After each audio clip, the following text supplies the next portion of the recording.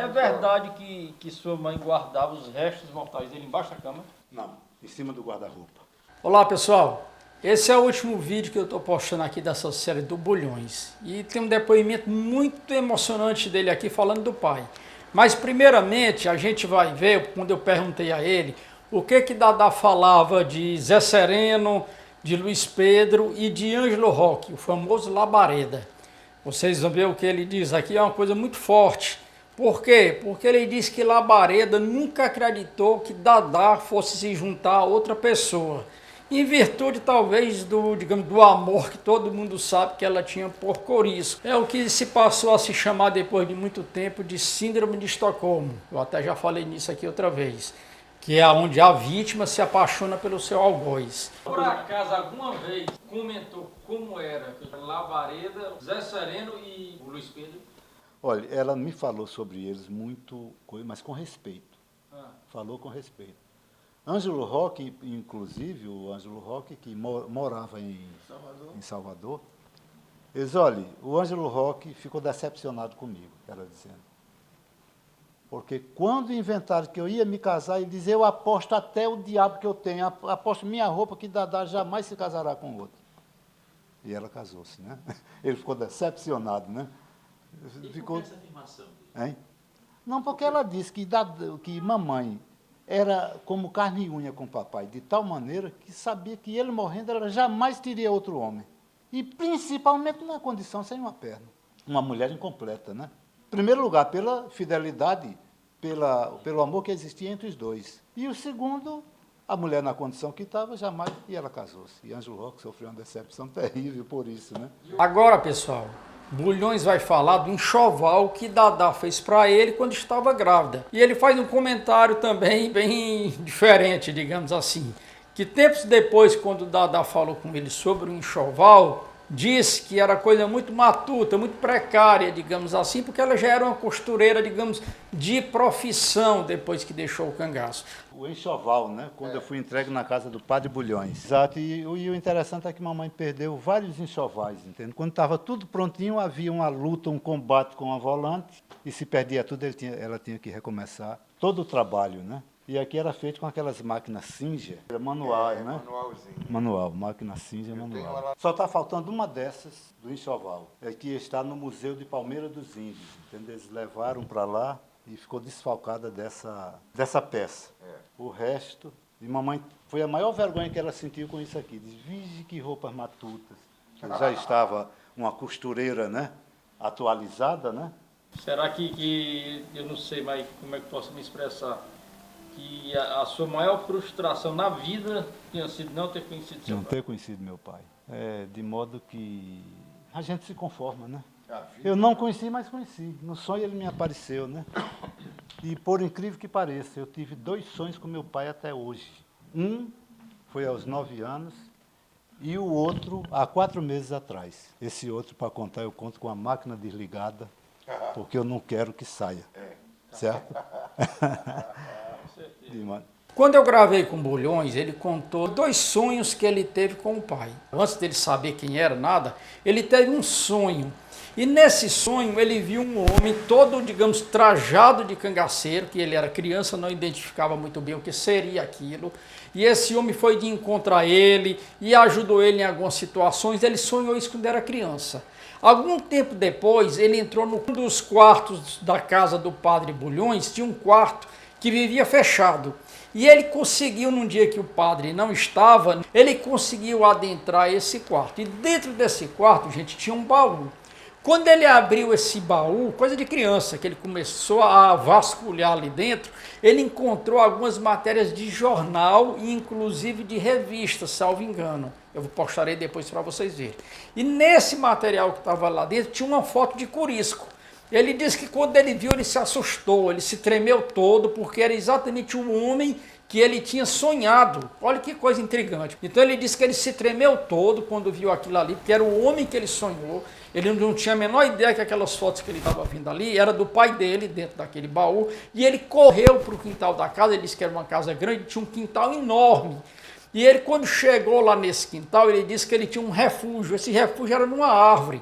E ele subiu nessa árvore e ficou lá o dia todo pensando na história das fotos que ele tinha visto. Então essa é uma das histórias que eu presenciei desses remanescentes, porque Bulhões, queremos ou não, ele era um remanescente sim, porque ele estava na barriga da mãe e de uma certa forma fez parte daquela história. Então quando ele gravou isso com a gente, que eu postarei em um outro vídeo, ele fala como foi esse dia, digamos, de aflição para ele lembrando do sonho e as fotos que ele tinha achado. E anos depois, ele conheceu a mãe, a Dadá, e aí ele soube de toda a história. Então vamos assistir agora a parte que ele fala dos momentos mais tensos da vida dele, que é quando ele conseguiu, perante a opinião pública e a justiça, ele e outras pessoas, claro, enterrar os restos mortais do pai. E ele pegou no crânio, pegou no braço, enfim, vamos assistir aí que realmente é bem emocionante isso que o Bulhões vai contar pra gente. Agora, é verdade que sua mãe guardava os restos mortais dele embaixo da cama? Não, em cima do guarda-roupa. Sim, ela guardava. Quando ela trouxe de Miguel Calmon, ela deixou em cima do guarda-roupa durante uns 8 meses. Depois desse tempo é que foram ajuntados a cabeça e o braço que já estavam no cemitério Quinta dos Lázaros. O cemitério é esse aqui. É o jazigo 8A da quadra São Judas Tadeu, cemitério Quinta dos Lázaros, Salvador, Bahia. Esse É o local onde estão os restos mortais de papai. Você diz os restos do crânio a outros ossos? Os ossos foram ajuntados a ele. Ah, sim. Tem, Todos estão juntos na urna. na urna está a cabeça e os ossos, Estão nenhum outro agregados, né? De haver uma reunião em São Paulo da Câmara Júnior. Eu era presidente da Câmara Júnior de Santana do Ipanema e eu e uma equipe fomos a São Paulo. E lá eu fiz um apelo para aquele congresso de Câmara Júnior, para que eles me apoiassem na batalha para o sepultamento das cabeças. Pronto, aí coincidiu com um projeto de lei de Áureo Melo, deputado pela Guanabara, oficializei a campanha. Aí é lógico, eu não ia pedir o sepultamento da cabeça de Curisco, eu queria o sepultamento da cabeça de meu pai e das demais. E o resultado é que, um certo dia, eu estou em casa e recebo um telegrama. Meu filho, as outras cabeças foram sepultadas, só está faltando a de seu pai porque esperam por você. Era um telegrama de mamãe para mim, eu fui a Salvador. E no ato, tinha as autoridades, tinha o capitão da guarnição do Exército de Salvador, tinha o chefe da polícia.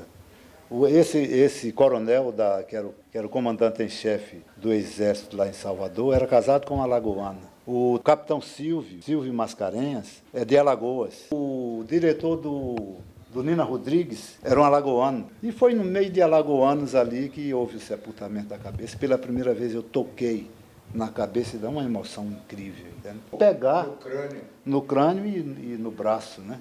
Fiz um discurso de agradecimento. Foi um contraste terrível na minha mente, que eu não sei como eu consegui equilibrar aquele furacão de ideias contrárias. Um com um espetáculo terrível, ver o meu pai naquele estado, e outro com a alegria imensa de estar sepultando. É lógico que a alegria venceu, foi um verdadeiro paradoxo, mas a alegria venceu em eu estar sepultando a cabeça de papai. Pronto, aí encerrou a campanha, eu fiquei feliz e estou 99,9999% satisfeito. Se você pudesse te dizer alguma coisa para o seu pai, o que você diria para ele? O que eu tenho a dizer é agradecer muito pelo amor que ele dedica a mim e que essa recíproca é verdadeira. Nós nos amamos muito, mas muito mesmo. E um dia nos encontraremos lá do outro lado. Mamãe não se fala. Mãe é mãe, mãe é mãe. Eu tenho 2 mães lá esperando por mim. Ciumentas, por sinal. Mãe Liquinha e mãe Dadá, né? A que me pariu fisicamente e a que me pariu verdadeiramente. De modo que eu tenho esses amores todos, né? Agora, Curisco na frente, né? É onde vem aí o ciúme. Agora eu posso dizer, viu, que a briga vai ser quando eu chegar do outro lado. Por enquanto eu ouso dizer, entendeu? E é isso, pessoal. E aguardem que breve aqui no canal vai ter um vídeo totalmente inusitado, onde eu vou falar da bruxa no cangaço. O cangaço tem uma bruxa, só falta a vassoura para literalmente ser uma bruxa. E eu e vários outros colegas pesquisadores vamos falar sobre essa bruxa. É uma coisa terrível, uma mente doentia, que tem na história do cangaço, que vocês vão conhecer mais profundamente. Tem 32 pesquisadores que vão estar comigo falando sobre isso. Se eu abrisse mais, ia dar 100, 200, 300 pessoas falando sobre a bruxa do cangaço. Mas em breve vocês vão conhecer. E aguardem a gente que em julho estamos aí com a expedição pela Rota do Cangaço. Um abração e tamo junto.